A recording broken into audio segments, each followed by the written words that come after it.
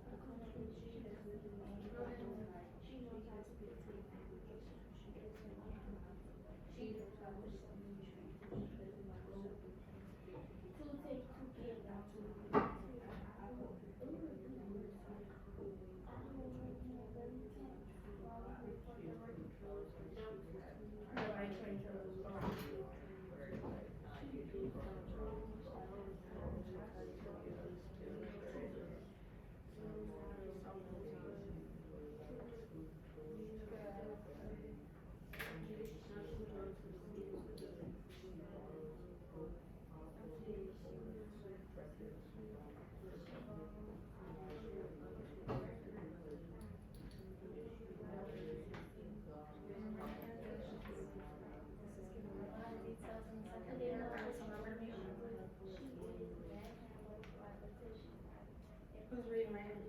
Anything else? You reading? I'm sorry. Start on 3.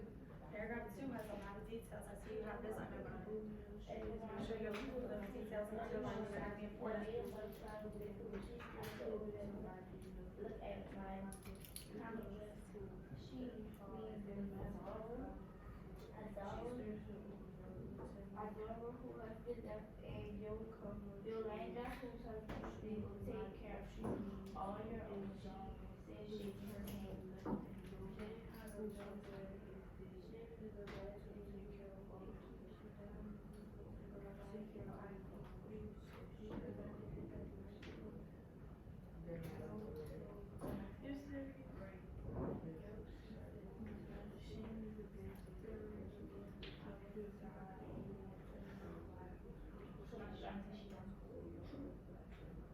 Y'all focus.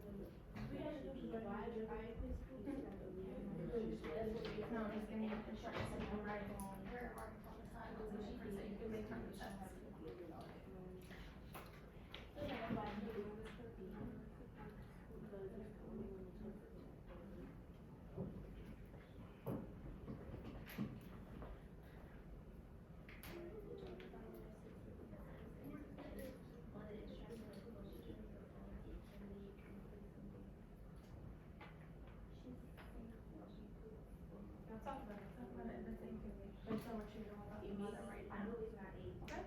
That way when we talk about it, we'll have a starting point.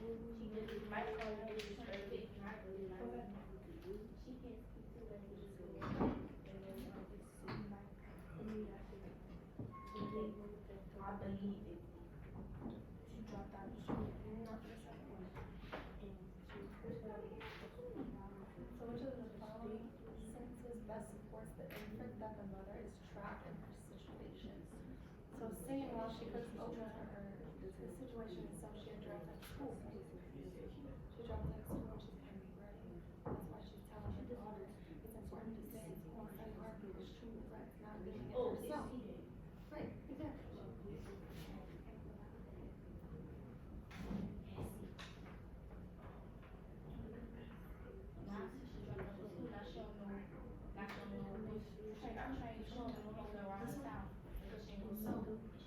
Based on the first one, she's telling her daughter to stay in school. Let's make up a new show. Regrets dropping out of school. Explain why She knew how to do all of these things, but now one day she knows how to speak two languages. So you know how to know that. What doesn't she know? she been a small cookie before. She was Right. good. So she's been stuck in this spot this whole time, right? So thinking of your inferences, we're about to get on our writing.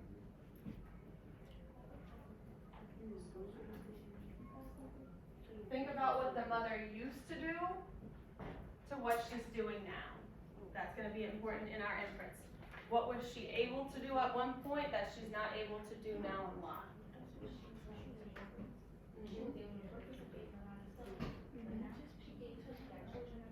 Yeah. And what did she do, baby? What did she end up doing? Well, what changed her situation? Yeah, she dropped out of school. That's what changed everything. Alright, I'm hearing some good stuff. I see some inferences written down already.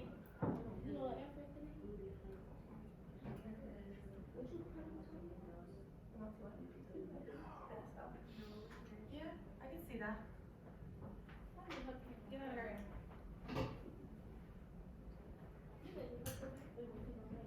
We'll see what happens. Alright guys, let's talk about it. I'm seeing a couple of things down.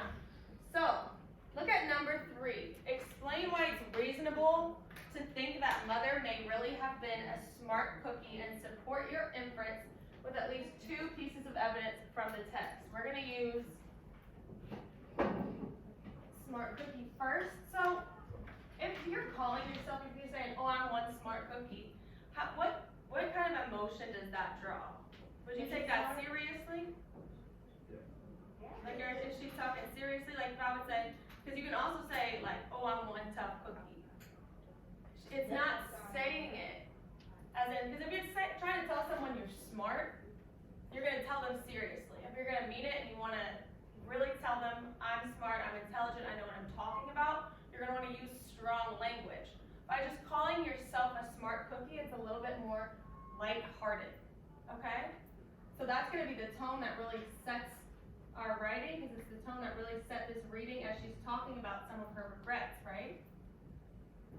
Yeah, we talked about it with a couple, right? Okay, so, the mother, and right as I'm typing, is this big enough for y'all? Let me make it bigger. Can I sharpen my pencil? Yeah, go ahead, when y'all see that? I can see. She needs something? Seven? Can you see up there? Alright, y'all can move around.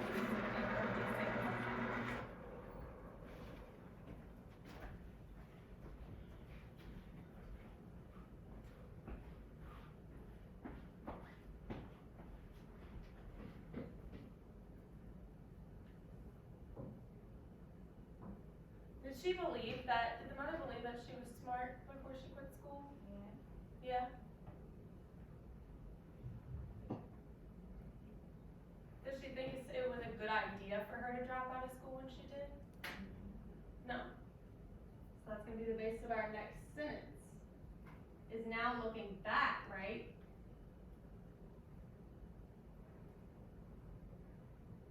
She really believes she was not smart for dropping out of school. She had a lot of potential before, that's what they give us for all of our background information. She was not smart. Yeah, thank you.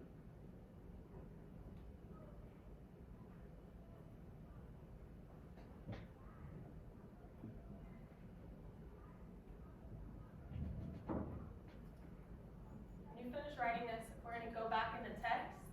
Look at how she describes her feeling towards herself when she talks about dropping out. It'll probably be more towards the But, end of it's our. for Evan, for Evan. It's gonna be for our piece of evidence. We need to know how she describes her feeling about dropping out of school. She was disgusted. She was disgusted. Good job, Angela. Yeah, because she You might had be no giving a clothes. ticket. That was good. She didn't have no clothes and shoes and all that. Right. That's not a very good reason to drop out of school, though. So the text says that she was, in quotes, disgusted when she talks about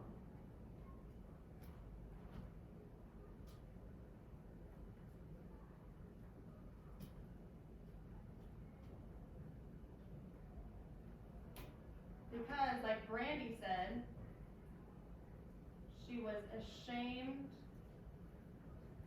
of her clothes. Good job, guys.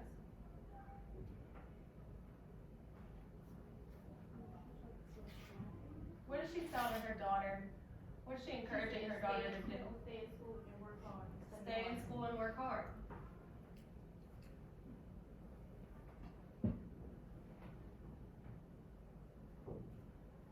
She also tells her daughter, see, this is what I was talking about with the description. She tells her daughter Esperanza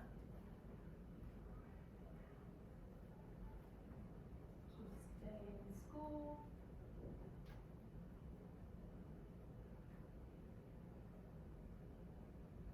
What does that suggest by her wanting her daughter to stay in school? She wants her to be better. She wants, yeah, but just at the time when she dropped out of school, did she think school was very important? No. No. But now she's telling her to stay in school because why? Her daughter needs her education. Well, because it's important. Her daughter needs an education because now the mother believes and feels for herself that school is important. So that's why she's encouraging her to stay in. Which suggests.